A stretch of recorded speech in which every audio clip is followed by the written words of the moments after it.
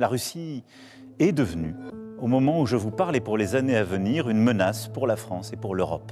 Nous devons continuer d'aider les Ukrainiens à résister, jusqu'à ce qu'ils puissent négocier avec la Russie une paix solide pour eux-mêmes et pour nous tous.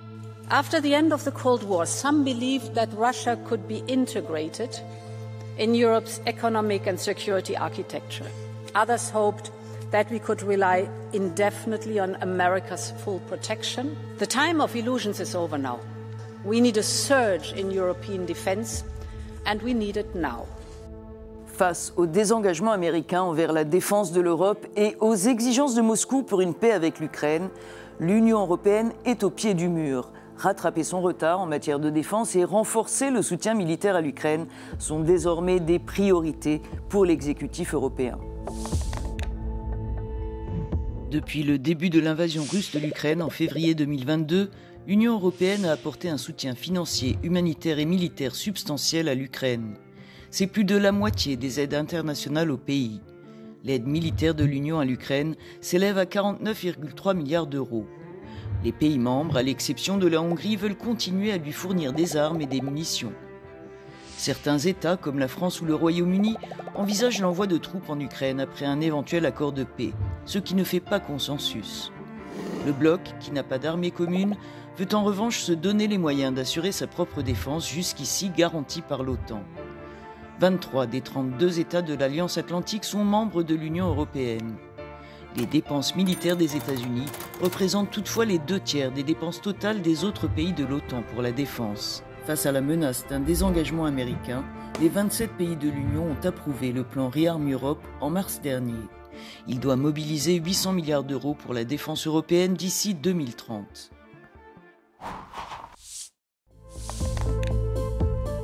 Les ambitions européennes en matière de défense prendront du temps à se concrétiser. Et d'ici là, affirment nombre d'experts, il faut aider l'Ukraine à se défendre contre la Russie pour assurer la sécurité de l'Europe. Et c'est aussi une certitude pour les militaires ukrainiens que j'ai rencontrés en février dernier à l'est de l'Ukraine, où les combats continuent de faire rage. Ми тут б'ємося не лише за свободу України, а ми тут б'ємося за безпеку всієї Європи. Quelques semaines avant que s'engagent les pourparlers sur une trêve potentielle, cet officier exhortait les dirigeants européens à la méfiance. Якщо Європа думає, що в будь-який момент заморозка конфлікту, вирішення територіального питання в Україні, воно, скажімо так, знизить небезпеку підросійського вторгнення на територію Франції, це так не потрібно вважати.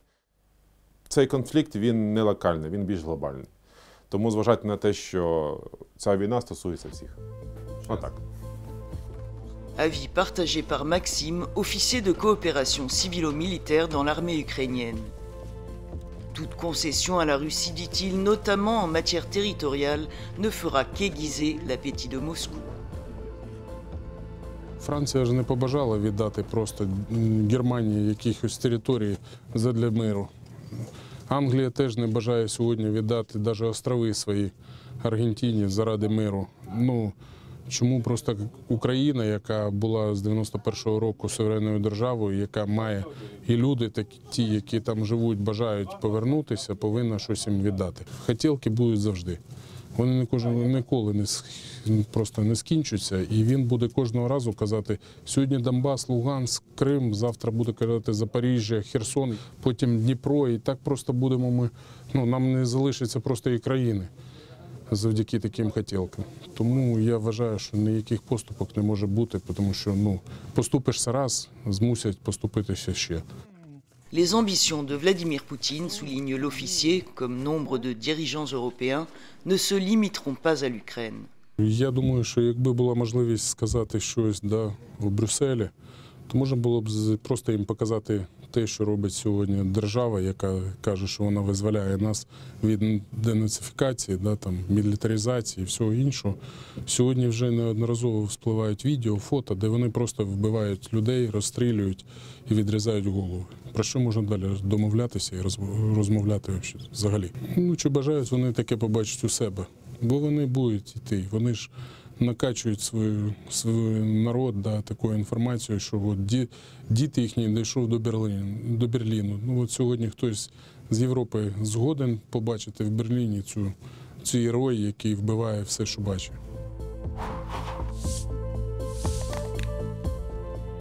Exclue des pourparlers en cours par Washington et Moscou, l'Union européenne peut-elle vraiment peser sur l'issue de la guerre en Ukraine?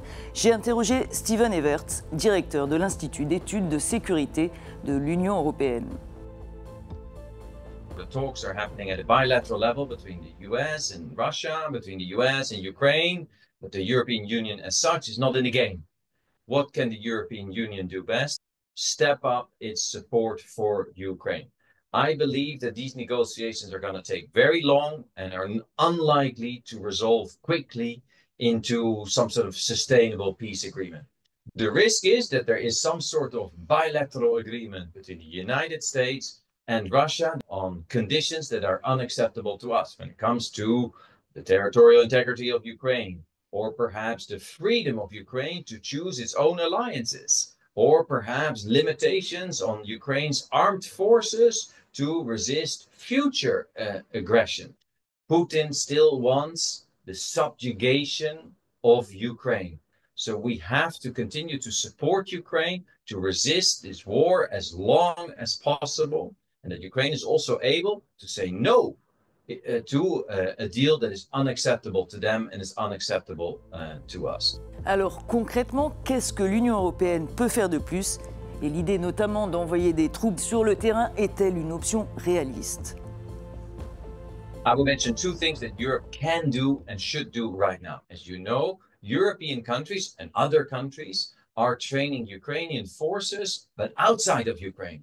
And it will be much more efficient if such training took place inside Ukraine. The second thing that Europeans can do right now is help Ukrainians with not just with ammunition, but also with air defense. So there's a greater degree of capacity to withstand these relentless bombardments by Russia day in, day out. Now, finally, on this idea of forces and boots on the ground, let's not call it a peacekeeping force.